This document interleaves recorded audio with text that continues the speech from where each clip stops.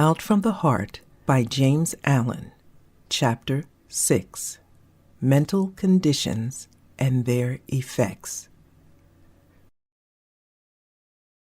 Without going into the details of the greater steps and lessons in the right life, a task outside the scope of this small book, a few hints concerning those mental conditions from which life in its totality springs seem in order.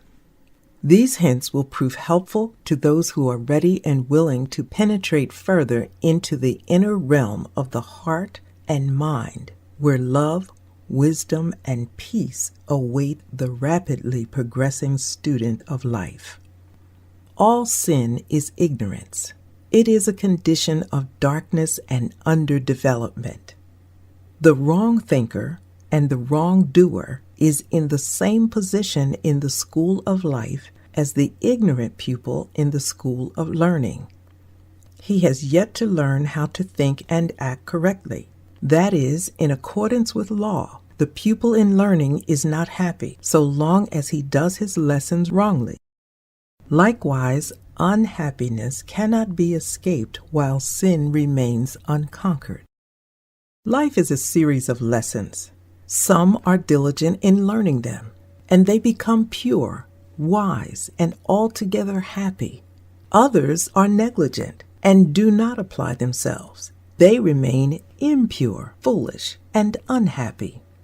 Every form of unhappiness springs from a wrong condition of mind. Happiness is inherent in right conditions of mind. Happiness is mental harmony. Unhappiness is mental inharmony. While a person lives in wrong conditions of mind, they will live a wrong life and will suffer continually. Suffering is rooted in error. Bliss is inherent in enlightenment. There is salvation for anyone only in the destruction of their own ignorance, error, and self-delusion. Where there are wrong conditions of mind, there is bondage and unrest. Where there are right conditions of mind, there is freedom and peace. Here are some of the leading wrong mental conditions and their disastrous effects upon one's life. Number 1, hatred, which leads to injury, violence, disaster, and suffering. Number 2, lust, which leads to confusion of intellect, remorse, shame, and wretchedness. Number 3, covetousness, which leads to fear, unrest, unhappiness, and loss. Number 4, pride, which leads to disappointment, humiliation, and lack of self-knowledge. Number 5, vanity, which leads to distress and mortification of spirit. Number 6, condemnation, which leads to persecution and hatred from others. Number 7, ill will, which leads to failures and troubles. Number 8, self-indulgence, which leads to misery, loss of judgment, grossness, disease, and neglect. Number 9, anger, which leads to loss of power and influence.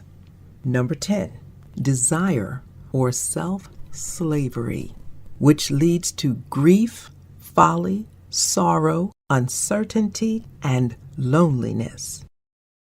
The above wrong conditions of mind are merely negations.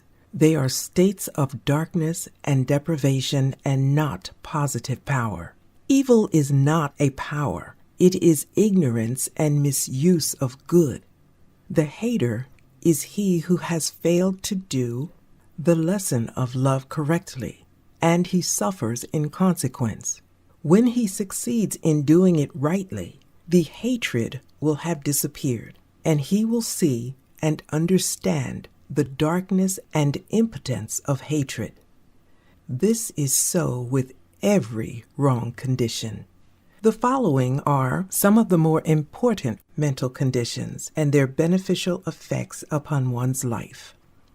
Number 1, love, which leads to gentle conditions, bliss, and blessedness. Number 2, purity, which leads to intellectual clearness, joy, invincible confidence. Number 3, selflessness, which leads to courage, satisfaction, happiness, and abundance. Number 4, humility, which leads to calmness, restfulness, knowledge of truth. Number 5, gentleness, which leads to emotional equilibrium, contentment under all circumstances. Number 6, compassion, which leads to protection, love, and reverence for others. Number 7, goodwill, which leads to gladness and success. Number 8, self-control, which leads to peace of mind, true judgment, refinement, health, and honor. Number 9, patience, which leads to mental power and far-reaching influence. Number 10, self-conquest, which leads to enlightenment, wisdom, insight, and profound peace. The above right conditions of mind are states of positive power, light, joyful possession, and knowledge. The good man knows. He has learned to do his lessons correctly and thereby understands the exact proportions which make up the sum of life.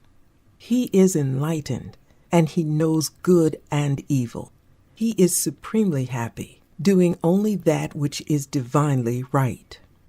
The man who is involved in the wrong conditions of mind does not know. He is ignorant of good and evil, of himself, of the inward causes which make his life. He is unhappy and believes other people are entirely the cause of his unhappiness. He works blindly and lives in darkness, seeing no central purpose in existence and no orderly and lawful sequence in the course of things. He who aspires to do the attainment of the higher life in its completion, who would perceive with unveiled vision the true order of things and the meaning of life, let him abandon all wrong conditions of the heart and persevere unceasingly in the practice of good. If he suffers, or doubts, or is unhappy, let him search within until he finds the cause, and having found it, let him cast it away. Let him so guard and purify his heart that every day less of evil and more of good shall issue therefrom. So he will daily become stronger, nobler, and wiser. So will his blessedness increase, and the light of truth, growing ever brighter and brighter within him, will dispel all gloom and illuminate his pathway. Join me on my next video as we discover the divine wisdom of the ages, one sacred text at a time. I'm Carol, and I'm just thinking with the masters.